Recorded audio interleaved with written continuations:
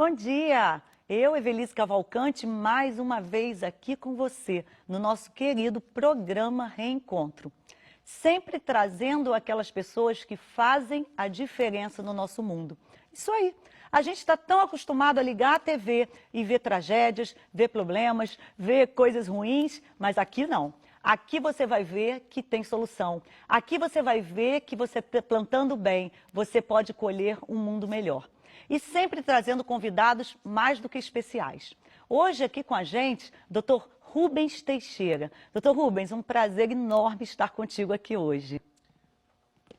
Bom dia a todos, telespectadores e Evelise. É um prazer, é meu, estar aqui porque nosso esforço é fazer a diferença, porque nosso país precisa mudar bastante. Amém. Para que nós alcancemos patamares melhores. E só se todos nós fizermos a diferença, alcançaremos essa meta. Amém. Falar do Dr. Rubens Teixeira, eu ia ficar aqui muito tempo falando, mas eu acho assim, é um escritor, né? Escritor de best-seller, vários livros maravilhosos, e livros que estão sendo, inclusive, editados em outros países. Eu fiquei muito feliz de ver que o mundo está conhecendo todos aqueles livros, aquelas mensagens que podem mudar pessoas de verdade.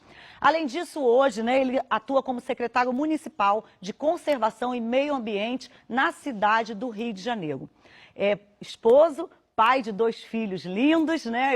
Mas eu tenho certeza que a melhor apresentação para ele é um servo de Deus abençoado, né? Amém. Dr. Rubens, eu queria conversar um pouquinho com você hoje sobre a situação do nosso país. A gente liga a TV, como eu falei, só vê tristeza. A gente vai para a fila do banco, só vê pessoas reclamando. A gente vai lá na justiça e só vê as coisas dando errado. O Brasil tem jeito, Dr. Rubens? Eu tenho certeza que tem. Amém. Eu não tenho a menor dúvida que tem. E quando eu falo isso, se eu não acreditasse nisso, eu ia começar a fazer minha pontezinha para eu ir embora daqui. Porque, graças a Deus, meus livros estão lançando em várias partes do mundo, eu tenho palestrado em várias partes do mundo, e isso acaba abrindo portas. Mas quando eu penso nas outras partes do mundo, países onde são bem mais desenvolvidos, eu lembro do meu país onde está a minha família, meus amigos, o país onde eu nasci. De fato é isso. E eu me propus, eu não vou dizer que eu me propus, mas eu prefiro dizer, até porque seria quase que irracional você se propor em fazer uma coisa contra muitas resistências. Mas Deus colocou no meu coração o desejo de lutar pelo meu país. Amém. Só isso justificaria o ânimo que eu tenho para defender mudanças, mesmo sabendo da dificuldade e dos riscos que a gente enfrenta. Amém. A gente tem vivido num conflito político-econômico assim trágico. E a gente vê se falar que o Brasil, com alto índice de corrupção, é fato, né? Não dá para negar. E como é que a gente pode encarar isso? Ou como é que a gente pode trazer uma mudança? Porque às vezes a gente pensa que o problema, eu não sei, está lá no político, no alto político. Mas e nós? Qual o trabalho? O que a gente pode mexer, fazer, acreditar para mudar a partir de nós esse quadro? Olha, uma das grandes maneiras de uma sociedade democrática ser hipócrita é colocar a culpa nos políticos. Porque, vamos lá, se de fato os problemas que nós temos são relacionados aos nossos políticos, no final do ano que vem deve ter eleição. Aí, boa parte dos problemas serão dissipados, 2020, as eleições municipais, os outros problemas estarão dissipados. Quer dizer que a partir de 2019 e depois, a partir de 2021, teremos grandes melhorias, assim, mas muito importantes. O nosso país se tornará uma potência a partir desses anos. Se não é verdade, se nós não acreditarmos nisso, então o problema não são os políticos, mas a sociedade que faz as suas escolhas. Dentre as suas escolhas, as escolhas dos seus representantes, que são escolhidos aos moldes do que a sociedade é.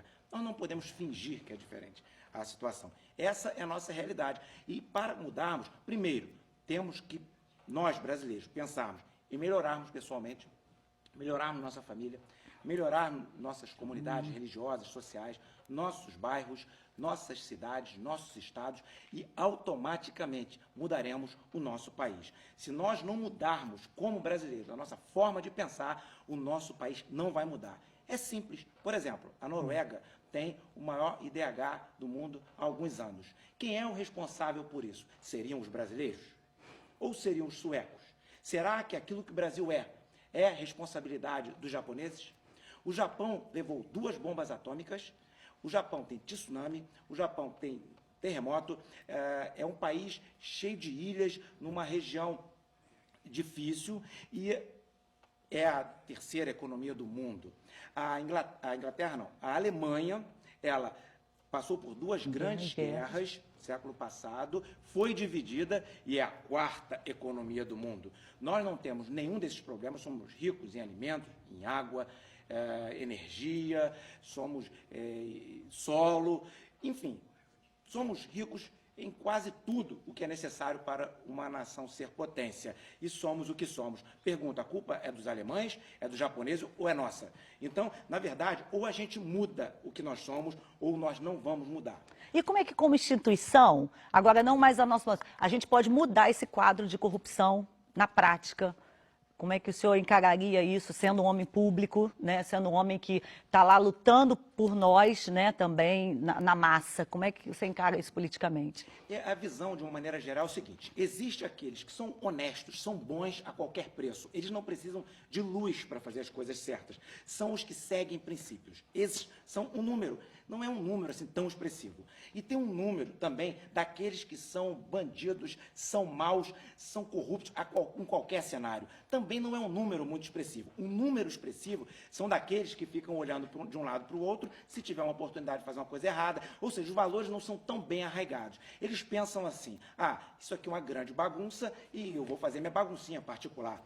Esse número expressivo, se nós jogarmos luzes sobre eles, eles não fazem coisas erradas. Então, no Brasil, para nós acabarmos rápido com a corrupção ou com as coisas erradas, nós precisamos de mecanismos que inviabilizem a corrupção. E uma das propostas que nós fazemos, inclusive no livro Desatando o Nó do Brasil, propostas para destravar a economia e travar a corrupção, é o uso do dinheiro eletrônico, ou seja, não é o Bitcoin, é sim fazer o real ser o nosso dinheiro, como o dólar e outras moedas no mundo podem ser também, o nosso dinheiro ser eletrônico. Aí você pode falar assim: mas a questão é a seguinte, como assim? Mais de 50% das operações de compra e venda no Brasil já são feitas de forma eletrônica por cartão de crédito ou débito. É nós criarmos mecanismo, o Banco Central pode fazer isso, de as operações serem feitas quase todas de forma eletrônica e apenas pequena quantidade de moedas circular. Com isso, acabaremos com os crimes que envolvem dinheiro, assalto a banco, assalto a carro forte, saída de banco, explosão de caixa eletrônica, lavagem de dinheiro, enfim, e corrupção política. Então, o dinheiro eletrônico em si, ele já mataria muitos crimes e muitas coisas erradas. Aí eu pergunto, por que isso não é levado à frente? Porque o interesse, né? Mas eu saio daqui desse sábado mais animado. Tenho certeza que você em casa também. Porque você fala, tem solução. Precisa a gente se levantar, saber votar, procurar pessoas que estejam realmente interessadas em mudar o Brasil. Se você quer saber um pouquinho mais do Dr. Rubens Teixeira, dessas histórias que ele, com histórias de vida, de conhecimento, aprendeu e quer ensinar e quer mostrar para o Brasil, vai lá na internet que você vai encontrar os livros, né? Mostra pra gente, Dr. Rubens. Tem vários aqui, mas tem muitos outros. Procura os livros, leia, adquira, leia, mostra, tenho certeza que você pode mudar a sua vida. Deixa uma mensagem final para nós aí em 30 segundos. Olha, vamos mudar o nosso país. Mostrando nosso aqui, país, pode mostrando. O livro Desatando o Nó do Brasil, ou As 25 Leis Bíblicas do Sucesso, que foi primeiro colocado no Brasil, na Letônia, está lançando em vários países do mundo, Estados Unidos, Romênia, Hungria, enfim, Letônia e vários outros. O Como Vencer Quando Você Não é o Favorito, que já lançou no Brasil e na Inglaterra. Excelente. Se eu tivesse que resumir a minha mensagem em uma única frase, é o seguinte: vamos todos nós mudarmos individualmente. Amém. Não vamos querer o que não é nosso e não vamos aceitar vantagem em nada que nós não tenhamos direito. Se nós mudarmos o nosso comportamento pessoal como cidadão, nós mudaremos o nosso Brasil. O Brasil tem tudo para ser um país potência. Amém. Só precisa do povo brasileiro construir essa potência. Se nós construirmos, seremos muito rápido. Agora, se nós resolvermos, mantivermos o patamar que estamos, nós passaremos para a próxima geração a vergonha que recebemos, né? E eu convido a todos nós, vamos mudar o Brasil. Só depende só de nós, do povo brasileiro. Então eu termino repetindo a frase: vamos mudar o Brasil a começar de você e nós viveremos melhor. Um ótimo fim de semana, muito obrigada pela sua audiência, muito obrigada, Dr. Rubens. Deus abençoe a sua vida. Procura a gente lá, Evelise Cavalcante, no YouTube, no Facebook e fala com a gente.